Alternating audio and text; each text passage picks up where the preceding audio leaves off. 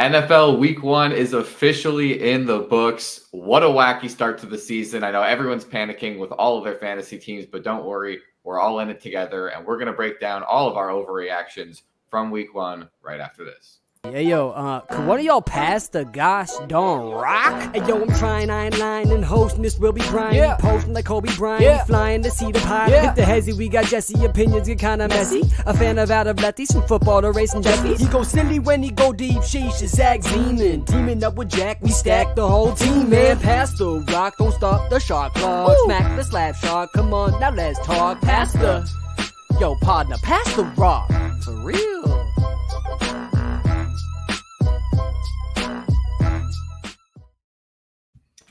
Boys, we are back and better than ever. Zach, start me off with what was the worst moment in your fantasy matchup this weekend? Ooh, the worst moment in my fantasy matchup? I got absolutely obliterated in one league, that being our staff league here at Lost Tribe. I had to go up against Anthony Richardson, Saquon Barkley, and Joe Mixon, I believe. And the three of them pretty much outscored my entire team alone. I think I'm down by like 90 points going into Monday night. So yeah, I think they had over 100. They had over 100 combined. I think you're at like 95 team total. Yeah, I'm gonna double check. I'm at 95 team total, and you had and they probably outscored my whole team. So I'm down by just about 80 points right now, just entering Monday night. But hey, the New York Jets defense, you never know. Maybe they could pull away and score 100 points on their own.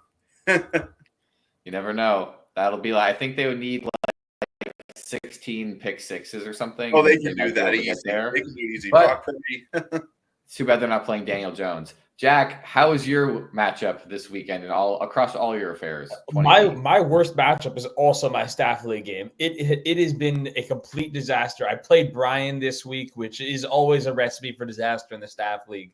And my team, I think every player had the worst game they could have possibly had, except for Kenneth Walker, who actually had a good game, but of course came away with an injury. So just my luck this week in the staff league, and I'm probably going to lose to Brian by like 60. So we're in a great place. Absolutely great place. Yeah, Jack, you being the guy who took Marvin Harrison right at the start of the draft as well, that's definitely not a fun one. I know a lot of people are full panic mode. He was like 4th or 5th in targets on the Cardinals. Greg Dortch is outplaying him. I mean, we're in peak fantasy season right now. To be fair, I think he ran a route on 95% of the pass plays, though. The ball just wasn't thrown his way. So hopefully better next week. All right, so we're going to move into our first segment of the day. We are going to do True or False NFL Week 1 edition. So, true or false, Dak's contract is the biggest overpay of all time. Zach. All right. Call me, if I was being the biased Eagles fan I am, this would obviously be true. I'm going to say this is false, mainly because I feel like the biggest overpay of all time, that honor belongs to Deshaun Watson and that horrible contract of his.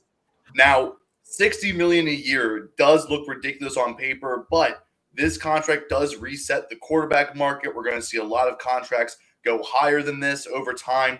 Brock Purdy will have a bigger contract than this one. I think that one is going to turn a lot of heads. When he makes $63 million a year, people are going to call that the biggest overpay of all time. And then a quarterback's going to get 65. And then someone's going to get 67, and then someone's going to get 69, and then someone's going to reset it at 75.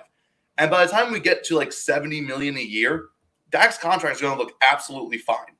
We thought that $50 million earlier in the offseason was a big number. Now we're already at 60. Expect 70 very soon. Yeah, Jack, do you think that this was a big overpay as well? Well, yeah, I definitely think this was a big overpay. I'm not going to say it's the biggest overpay of all time, but but at the same time, the Cowboys sort of backed themselves into a corner on this one. They put themselves in a situation where they had to pay Dak. There was no other way that they could go. They needed to give him a contract, and they waited till the end of the offseason, so they had to reset the quarterback market. There was no way they were going to re-sign him for less than the highest paid contract of all time. So they sort of made themselves into a situation where the only option was to overpay for Dak. So, yes, this definitely is a big overpay, But at the same time, I don't think it's a bad decision because I think that was the only thing they could have possibly done in this situation. And now it's interesting. Micah Parsons is now the last one to get paid of the Cowboys trio. So we'll see. I don't know with whose money they're going to pay him at the end of this year, but we'll see how that all shakes out. So the offense clearly getting the priority there. So Jack, we'll come to you with this next one. True or false? Anthony Richardson is the only quarterback who can make the throw he made this past weekend. I'm also going to say false on that one, but one of the only one. It is a unique trait that there are very few guys in this league that have that.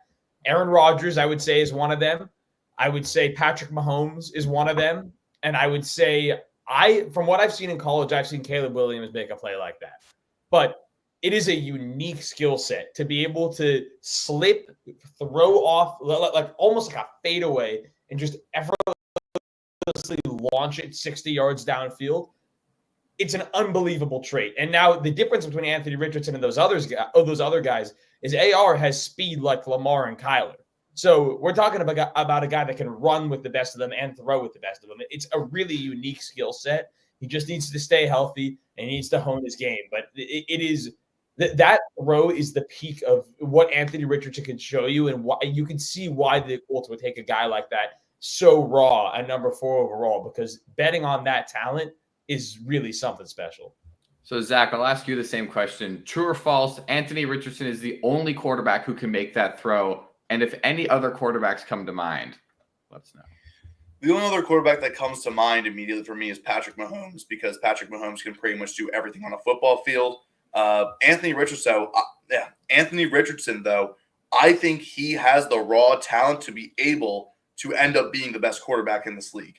I think if he can just hone his skills, if Shane Steichen can keep tutoring him, keep mentoring him under this new look Colts offense, I really think Anthony Richardson has the potential to be a top 3 quarterback in this league, if not the very best.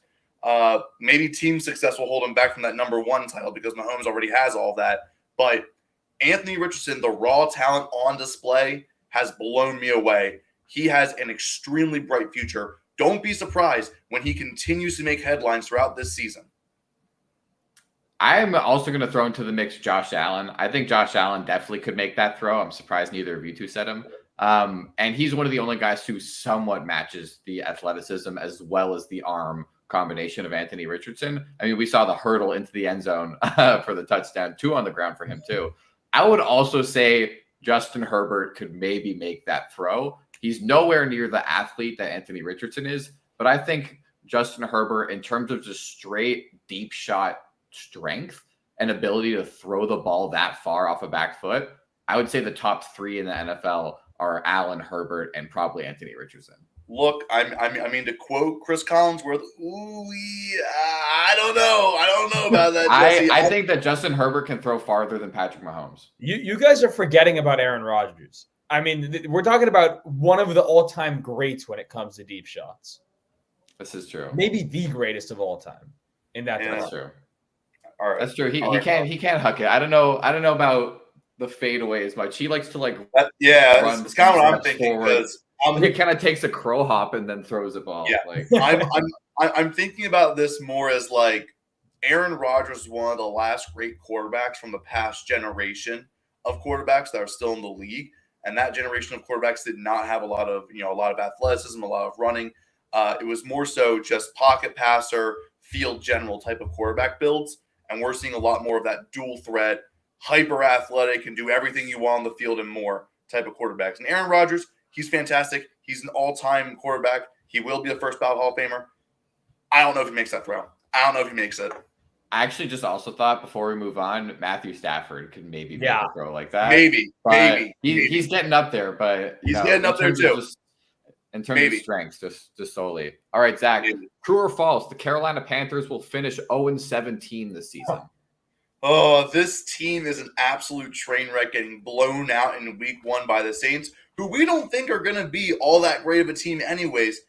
I think it is very, very likely the Panthers could finish 0-17 this season. They also just lost one of their Pro Bowl defensive linemen, I believe. I think I saw that earlier today. things just keep getting worse in Carolina, and I don't see a way that they can get on the right path. I don't see a way that they can turn this around. I'm going to say the Panthers will finish 0-17. Yeah, the one bright spot on their defense, Derek Brown, is likely having season-ending surgery after just week 1. So Yes. From going to the worst defense in the NFL with one bright spot, you are now just the worst defense in the NFL. Actually, J.C. Horn's a bright spot too, but that's whatever. Jack, what do you think? 0-17? Look, I see a world where this offense improves. I really do. I'm still a believer in Bryce Young's talent. I like the pieces they added around him offensively. I could see the offense improving. But this defense, without Derek Brown now, is so unbelievably, putridly, disgustingly bad that they could still finish 0-17, even if this offense figures out a way to be close to average. Like that's how bad this defense is. And we saw what they did to the Saints. Now, I'm not gonna be surprised if the Saints come out next week and just look like a shell of what we saw this past week, just because of how bad the Panthers are and how good they made Derek Carr and that Saints offense look. Their defense is saying they're a problem is an understatement. It's one of the worst units I've ever seen fielded in an NFL roster. And that alone could make them go 0-17, even if we see some improvement from the offense. Okay, I'll say this. If they somehow do go 0-17, this will genuinely be the worst team ever because their schedule is phenomenally easy compared to some of the other ones. Their first 7 games of the year, so they lost to the Saints, Chargers, Raiders, Bengals, Bears, Falcons, Commanders. And then they follow that up with the Broncos, Saints, Giants. Like the first 9 games, if they're 0-9 after that, sell the team. Like relegate. If there was a game they could win, they might be able to beat those New York Giants. They might. November 10th. I'm just saying a league average team could go 7-3 or 8-2 in those games. League average team. I will say November 10th, 9:30 a.m. in Munich, Germany. They play the Panthers. That is so. The Giants. That is so cursed. I think the Panthers can win that. That is the most cursed circumstances. I think the Panthers can not only beat the Giants there, they might destroy them by 3 touchdowns. They might win by 3 touchdowns. It's technically a home game for them too. Does the NFL have any interest in spreading football in Germany? Because you're sending Panthers, Giants to these poor people. I think they're trying to kill football. Do they actually want football to succeed there? I don't understand. Why? Honestly, to the people overseas, they might think it's a huge game. God. Oh my God. Those poor international fans are being abused by the NFL. That's all I'll say. All right, Jack, coming over to you now. True or false? The NFL should just give T.J. Watt the Defensive Player of the Year award now. Yes. Absolutely. He won the game yesterday for the Steelers.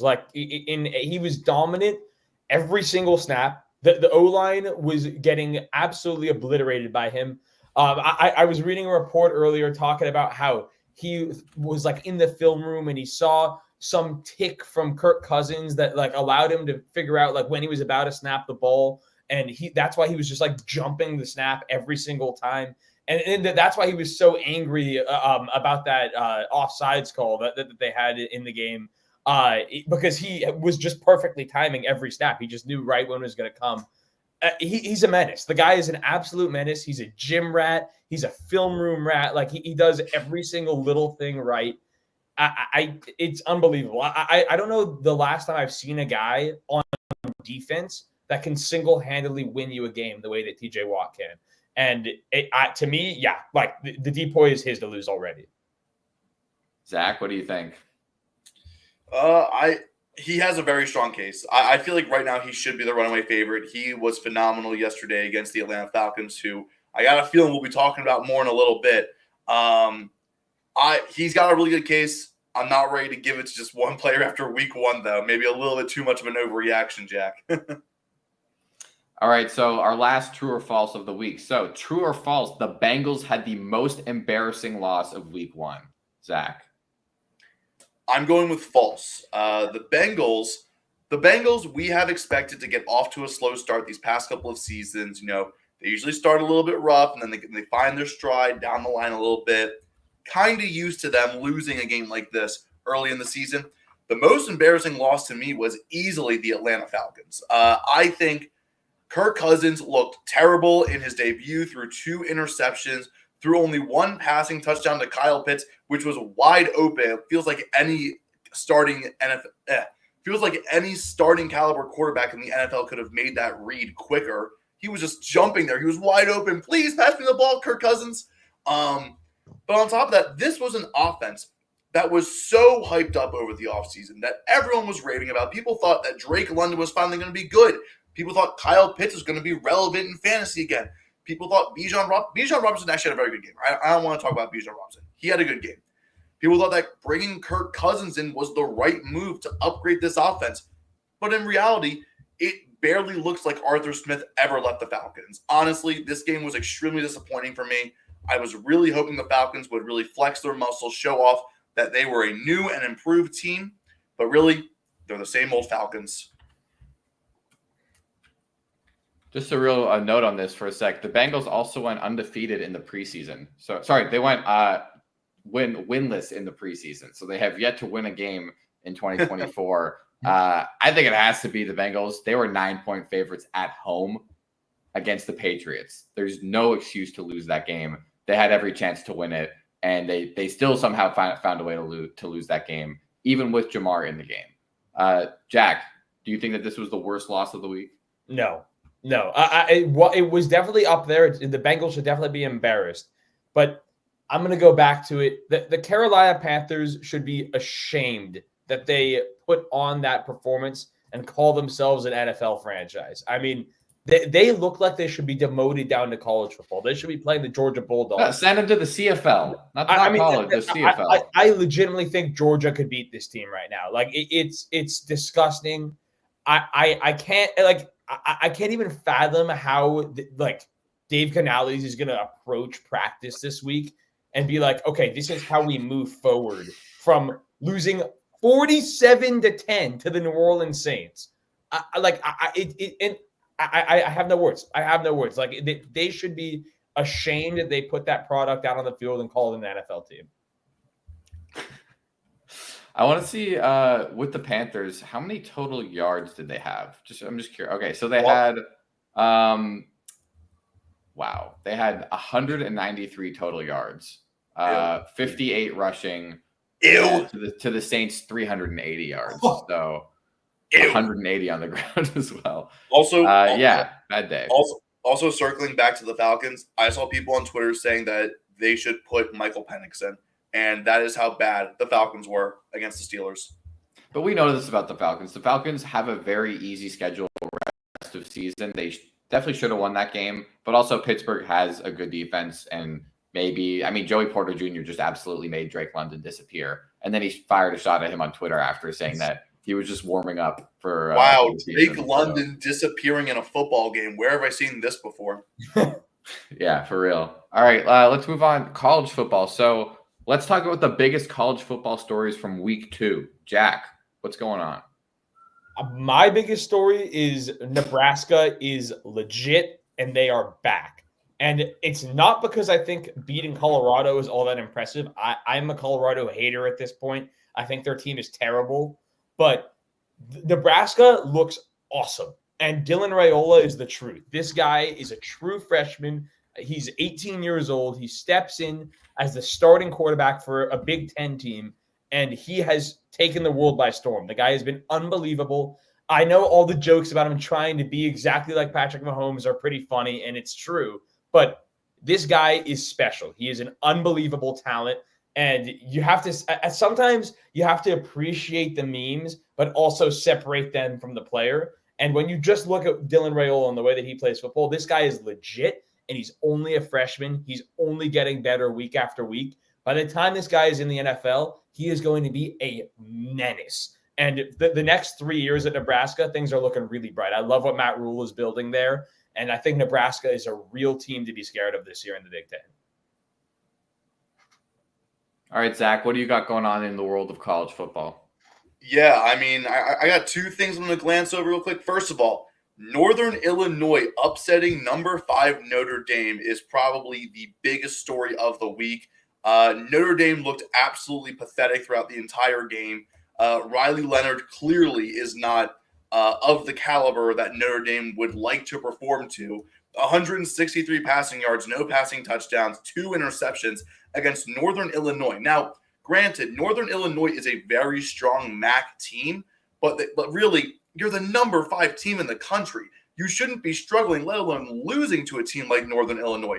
You paid this team $1.4 million to come in, and you're supposed to beat them beat them, period. You're supposed to blow them out of the stadium. You're supposed to demolish them. And you lose by 2? You lose on a blocked field goal? Are you kidding me? So NIU defeating Notre Dame is easily the biggest story. The other thing I will say, Texas might be back.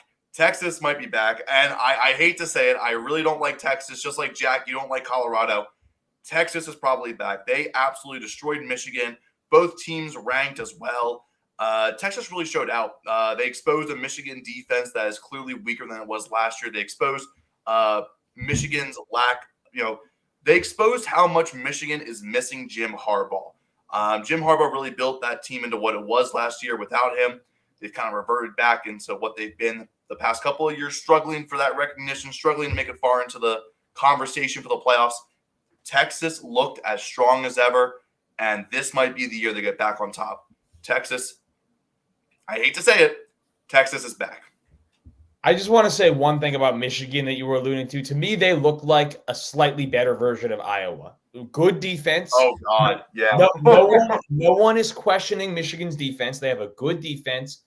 The difference between Michigan and Iowa is Donovan Edwards in the run game. Michigan still has a run game because of Donovan Edwards. But my God, the quarterback play for Michigan this year is horrendous. I don't know how a program like Michigan can't recruit a quarterback with an arm, but it's awful. And I think Michigan is not going to be a playoff team this year after winning the national championship last year, which is pretty unbelievable. And it's going to be because their quarterback play is putrid. I think you're also glossing over the fact Donovan Edwards has struggled this year. No. He has not been that good so far. I'm trying to look. He only had 43 rushing yards on 8 carries. I'm like, yeah, it's still a 5-yard average. But if he's averaging 5 yards carry, why aren't they getting him more carries? I don't know what is up with this Michigan offense and why they aren't using their best weapons effectively. And even then, Donovan Edwards has taken a clear step back from last season. What is going on in Ann Arbor? Brian just joined the Instagram chat to say before that Atlanta was the embarrassment of all embarrassments. So shout out to Brian. Hating from the Instagram chat from New York. We miss you, Brian. We're going to go on now. Gotta love the live hate. Gotta love it. All right. This is going to be a fun segment. So after week 1, would you rather Deshaun Watson or Daniel Jones? Jack. Can I pick neither? Nope. I guess like Daniel Jones, I guess, because he can run, which is an unbelievable thing to say. Like Deshaun Watson looks slow. That used to be a part of his game, that he was a mobile quarterback. He looks slower than he used to as well. At least Daniel Jones still can move a little bit. Not that I want him to throw the ball whatsoever, but maybe if I'm building a team, at least I'll stick to read options and stuff like that. Like, I don't know. It's putrid. I think I would lean Daniel Jones, but it's disgusting. This is like picking between 2 dumpster fires and being like, which one do you prefer, the dumpster fire or the dumpster fire? I'm only going. Which would you prefer? I'm going with the dumpster fire, Daniel Jones.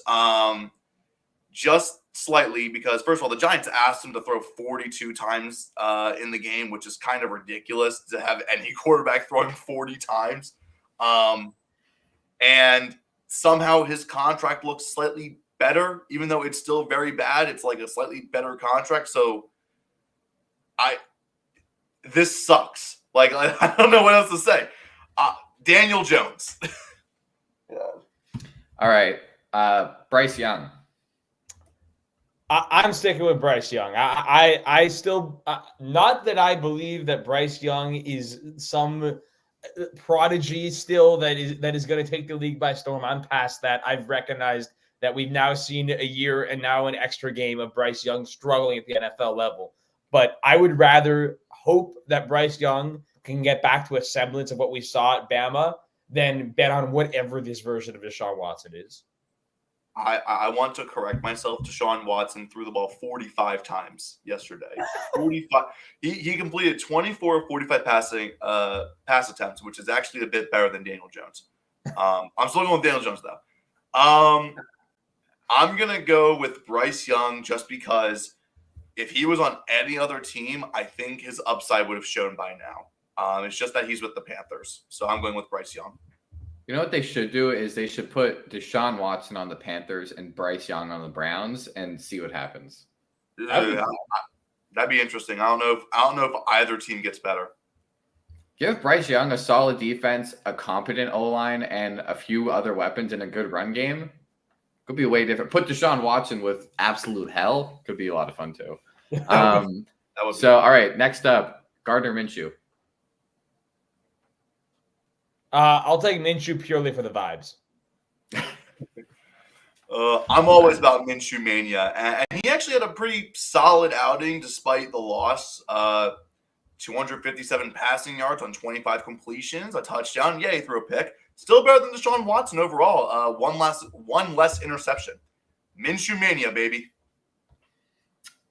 Okay, Justin Fields.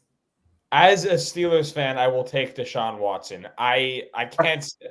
Wow. I can't stand Justin Fields. He's so bad. He can't throw. It's always first read and run.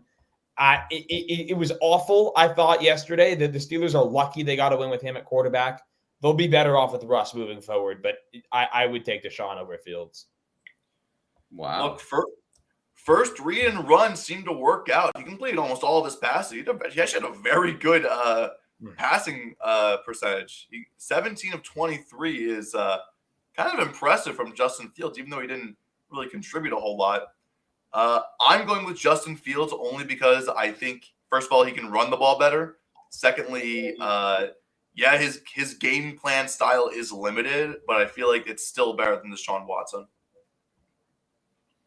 All right, Sam Darnold, who was looking pretty good last time. Yeah, this is easily Sam Darnold for me. I was impressed with Sam Darnold in that game. I thought he looked really good. I thought he fit in that Minnesota offense. Now, it is a pretty easy offense to fit into. They will dumb it down for you.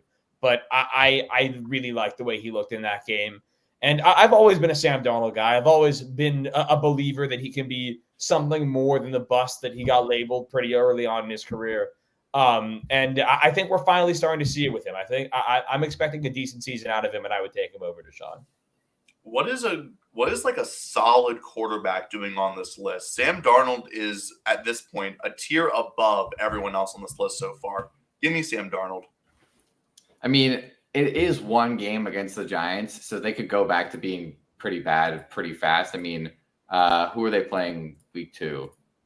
The Vikings play the 49ers. 49ers, yeah. So he could definitely have a humbling moment in week 2 and get sacked 5 times and throw 2 picks and fumble and lose 35 to 10. It is Darnoldver. You know what I'm trying to say? Darnold. Yeah. However, that is a revenge game for Sam Darnold, as he was a Niner last year. So you never know. Okay. Next on the list, Jacoby Brissett, who the Browns had, by the way, last year. I mean, in the games that we've seen Jacoby Brissett play for the Browns, he's outperformed Deshaun Watson. So I don't know how you can't take Jacoby. Like he has just straight up played better for the Browns. Yeah, Jacoby Brissett is actually a pretty decent stopgap quarterback. Like he's a guy that I'd be like, all right, my quarterback's out 2 weeks. I would trust Jacoby Brissett to hold it down for 2 weeks, go 1-1. I'm going Jacoby Brissett pretty easily here. Yeah, I mean he went 4-7 with Cleveland 2 years ago, but that's honestly still better than Watson. I think that's why I say stopgap. He's not a full-time starter. He's 1-0. He's 1-0 with New England right now, so that's all that matters. And actually, in his Patriots career, he is now 2-1. So that. Okay, next, the backup, Jameis Winston. Oh, I mean, I could just use my Gardner Minshew rule of vibes and take Jameis, but I think I would still take Deshaun. Although, are we including the contract in this discussion? Because that makes it easier for Jameis. Let's say the money's not an issue, and both guys at the same price. Who would you rather? Both guys at the same price. I'll take Watson. Ooh. Jameis Winston, probably the closest name on this list. Actually, no. Daniel Jones is the closest name on this list. I'm leaning towards Jameis Winston for vibes. All right, Derek Carr, who just had a phenomenal week 1. I don't like Derek Carr at all. And I think that he's one of those guys that if you put him behind a bad O-line, he is going to be putrid. But after the performance that he had in week 1, it would feel wrong to not pick Derek Carr. So I think I have to take Derek Carr, but I don't want to. I don't feel nearly as bad about taking Derek Carr here. Give me Derek Carr. Unfortunately, they can't play the Panthers every week. Last name on the list, Baker Mayfield, who the Browns kicked him to the curb for. Yeah, I think my favorite line that I saw on the internet all weekend is that only the Browns could have Baker Mayfield, could create a universe where Baker Mayfield becomes a better quarterback than Deshaun Watson. That could only happen to Cleveland. And Baker Mayfield is 1,000 times better than Deshaun Watson at this point. So let me have Baker. Yeah, it's Cleveland's own fault that Baker Mayfield is not with them and balling out. Give me Baker Mayfield easily. I think every single football fan just wants to see Baker Mayfield win and the Browns lose. And I'm okay with that. Like, I love that. I think everyone's seeing Sam Darnold get a second chance with a team that's not terrible, and Baker Mayfield as well. Just love to see it. Love to see it. All right, we're going to move on. So this is going to be a fun segment. It's going to be a fast segment as well. So let's do our predictions for every NFL game in week 2, starting Thursday night, Bills, Dolphins, Jack. Taking the Dolphins. I like the way they looked this week against Jacksonville. I think they replicated against the Bills. All right, Zach, kicking off the 1 p.m. slate, Niners, Vikings. Ooh, Niners, pretty easily. Yeah, sorry, Sam Darnold. That one's going to hurt. Next up, Seahawks, Patriots. I find it really hard to believe the Patriots would figure out a way to start 2-0. So let me have the Seahawks. All right, Zach, worst game of the week, Giants, Commanders. Commanders, this game is going to suck.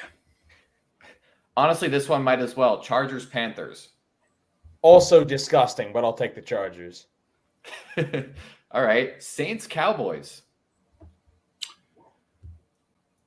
Cowboys. I'm going with the Cowboys. Yeah, it wasn't actually that close. I mean, the Saints currently do have the most points in the NFL. Colts, Packers. That's a fun one. No Jordan Love, though. I was about to say, and I'll take the Colts because of that. All right, Browns, Jaguars. I'm going to go with the Jaguars. Yeah, we just talked for 15 minutes about how bad Deshaun Watson is. That one doesn't surprise me. Jets, Titans. Jets, Jets. All right, this is a great matchup. Rematch of a NFC divisional round. Bucks, Lions, playoff rematch. Ooh. I'm going to go with the Lions. They looked really good last night. All right, Jack, Raiders, Ravens. Definitely the Ravens. Little NFC West action, Rams, Cardinals. Could be a great game. First game of the Rams slate too. Rams, they look great on Sunday night. Cards didn't look too bad either in the first half, but they kind of fell apart. Bengals, Chiefs, 4:25 o'clock. The Bengals are not going into Arrowhead and getting a win. I'll take the Chiefs.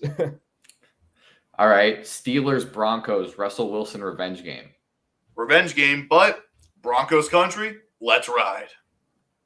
Wow. Also, actually, Russell Wilson might not even be playing still if he's still dealing with this injury. Yeah. No, Bears, Texans. Good matchup. Very fun one. I'll take Houston at home, though. And that's on Sunday night as well. Yeah. And Zach, Monday night, last game, Falcons, Eagles. Eagles. Eagles. Easily, bro. Fly, Eagles, fly, baby. That would be a fun one. Kirk on primetime? Come on. Kirko on primetime? It ain't even close. Go Birds. Not even close. All right, we're going to move on to some waivers. So, week 2 waiver wire ads at every position. Let's start with the quarterbacks. Let's each give one. My quarterback pickup of the week is Geno Smith.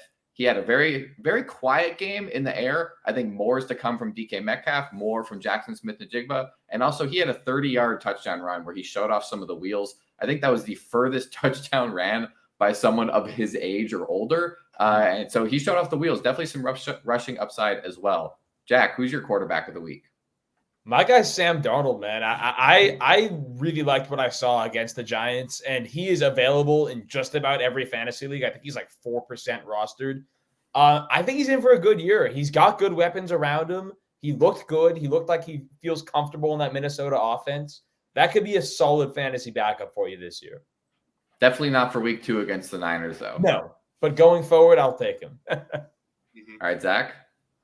I told you all before that Baker Mayfield was the guy to pick up, and he still is. He balled out week 1. He's going to be a quality backup in fantasy. Very low-level starter, but high-quality backup. Baker Mayfield will be great on your fantasy team. I mean, he has a 30-plus point ceiling with that offense, so definitely love the Baker pick. Look, all right, how about this? The ceiling is high every week for Baker Mayfield.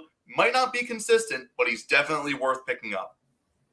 All right. Let's go to the running backs now. You 100% have to check if J.K. Dobbins is available in whatever league you're in. He's about 50% rostered right now, so there's a 1 in 2 chance as you're watching this video that he's still available. So go get him if not. But my other one is Justice Hill. I think that Justice Hill, he actually outsnapped Derrick Henry in the first game. I don't think that that's going to continue all season long, but he saw 8 targets. He's definitely the clear receiving back here, and if you're in a PPR league, Justice Hill is definitely a really good option for you. Zach, give me a running back. Yeah, Bucky Irving seems to be a solid bench option. Put up 9 points in week 1, at least in PPR scoring, I believe. Very solid backup and could be good insurance if Rachaad White ever goes down. I like Bucky Irving, even though I didn't know who he was 2 weeks ago. Yeah. My pick definitely would have been Justice Hill. You took that one out of my mouth. I love the receiving work that he got for the Ravens. But I would say my number 2 guy, I'll go with Alex Madison. I like the receiving work that he got out of the backfield for the Raiders. Maybe this year he is what we thought he could be last year. Zamir White didn't look great, so he's got an opportunity there. And I will also shout out Tank Bigsby, who got way more carries than I thought. I think he had 12 carries backing up Travis Etienne. Looks like maybe he'll get a little more than we thought heading into the season, and it's a good handcuff to have if something were to happen to Etienne down the road. Yeah, I'm pretty sure they split 50-50 exactly in the game. All right, let's go to the wide receivers. I got one for you, and his name is Wan'Dale Robinson of the New York Giants. Might not look like much, but he had 12 targets, which is more than pretty much every single player not named Cooper Kupp this week. So he had a huge volume in a very bad offense that is going to be losing a lot of games. I'm not saying he's going to score you a lot of points, but he can definitely get you 11, 12 points if you're in a PPR league, no problem. Jack, who's your wide receiver? My best receiver is on the market, I think, is Alec Pierce. He had an awesome week 1 game. Of course, he was on the receiving end of that ridiculous Anthony Richardson touchdown throw. He also had a separate 57-yard catch.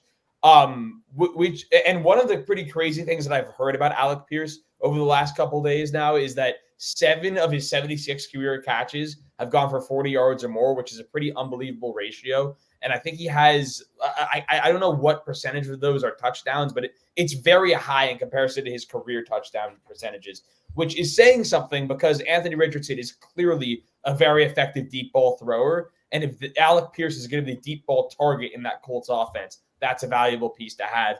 He might not get you the most receptions volume-wise, but if he's going to be the guy that catches a 40-yard touchdown every week, that's a guy you want on your roster. Yeah, he put up 21 points with only 3 targets and 3 catches yesterday. Like, he's the guy who, it's not a consistent thing, but if you need a home run shot and you're praying for it, I like Alec Pierce. Mm-hmm. And then Zach, who you got? Yeah, I was going to talk about Alec Pierce, but Jack probably did a better job than I ever could. I'm going to go with Tyler Johnson, who filled in for Puka Nacua in the second half, put up almost 13 points, I believe, in PPR scoring. Tyler Johnson, definitely a bit of a flyer if you're looking for Puka insurance or Cooper Kupp insurance. He had a very solid game fantasy-wise, and if Puka Nacua misses a little bit of time, he's going to be a great waiver wire pickup for Puka Nacua owners. So shout out to Tyler Johnson filling in.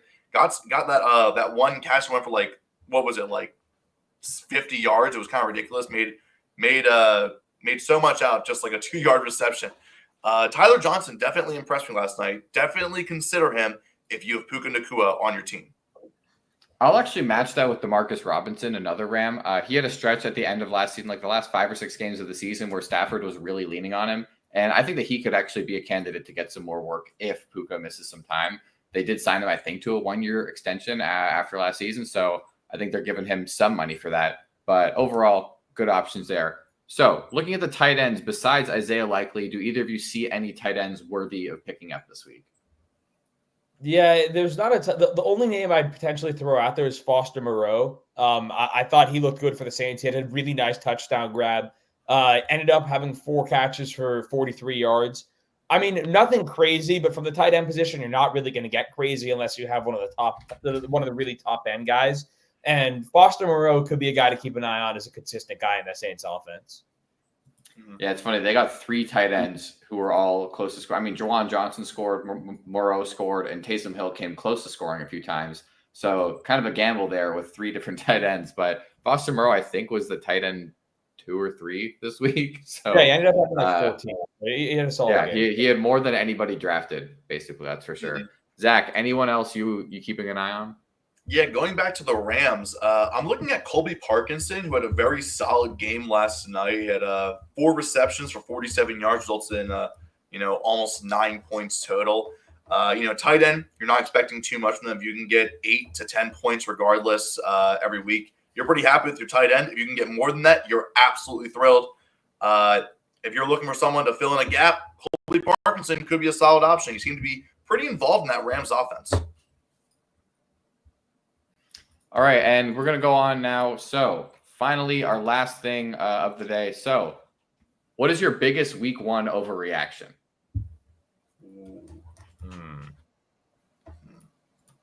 Biggest overreaction. Still is the Super Bowl. Is that yours, Jack? Yeah, in my dreams. I don't know about that one. No, I would say my biggest week 1 overreaction is that we should be legitimately concerned about Mark Andrews. That's what I would say, because I was very impressed with Isaiah Likely. I love the way he played, and I really don't see how the Ravens can just ignore him. Like I don't know what was going on with Mark Andrews, but he was clearly not the guy that was being featured in the offense. It was Isaiah Likely. And I don't expect that to continue necessarily. I figure they'll find more ways to work Mark Andrews in there, but I really think we should be concerned about him because of the competition that's now there in Isaiah Likely. He is a real threat. He is a real dude that you're going to want in your fantasy lineups. And if you're a Mark Andrews owner, I think you should be legitimately scared and looking for other options. Mm-hmm. Yeah, my biggest week 1 overreaction is that the Lions are going to the Super Bowl. I think they looked really good last night. I know there were some week 1 sluggish moments. Jared Goff didn't look perfect. He threw that pick. But overall, the Lions really impressed me. Jameson Williams basically had his breakout game. I know he scored 2 touchdowns in the NFC Championship, but this was the first game where everyone really got a full taste of what Jameson Williams can do. I am super excited for this Lions offense. Amon-Ra St. Brown finally has that key outside wide receiver to support him, basically get away from Amon-Ra St. Brown. Now you have to also worry about J-Mo. The running game looked as strong as ever. Jared Goff looked very solid. The defense really impressed me last night. I really hope Terrion Arnold is fine. I know he came back into the game, but still, I think the Lions, as they are a true Super Bowl contender, and I would not be surprised if they end up in New Orleans this February. All right, my week 1 overreaction is that Saquon Barkley is officially becoming the best running back in the NFL this season. He is taking that crown from Christian McCaffrey. The Niners haven't even played yet, and I'm saying this, so McCaffrey could go out there and have 4 touchdowns tonight. But I think Saquon Barkley behind that Eagles offensive line is going to show that he was just trapped in hell with the Giants for the last 5 years, and that he is truly the most talented back in the NFL. Mic drop. That's all we got for today. We will be back on Thursday with our fantasy show. So all of your fantasy advice, come to us on Thursday with our start sits, mench or bench, you know, the whole deal. Zach will be live on our TikTok as well this Friday with his updated NFL power rankings. We better see the Panthers, Giants, and possibly the Browns at the bottom. Patriots, I want to see them in the top 16 because they got to win. So I will be putting out my weekly top 10 every single week on Friday, and I will make sure to bring the boom every single Friday. Boom. And don't also, if you want even more advice, I know we offer a lot of advice here. If you want even more, Jack is also going to be live Sunday morning on our TikTok. We had a bunch of people in there this past weekend, start sick conversations, last minute tinkering. If you're like me, you're futzing with your lineup until 12:58 p.m. Eastern. So you got to lock in. Make sure you follow us on TikTok, everywhere you get your stuff. Appreciate it. We will be back on Thursday with the fantasy show. And with that, have a lucky week 1 Monday Night Football. Go Jets.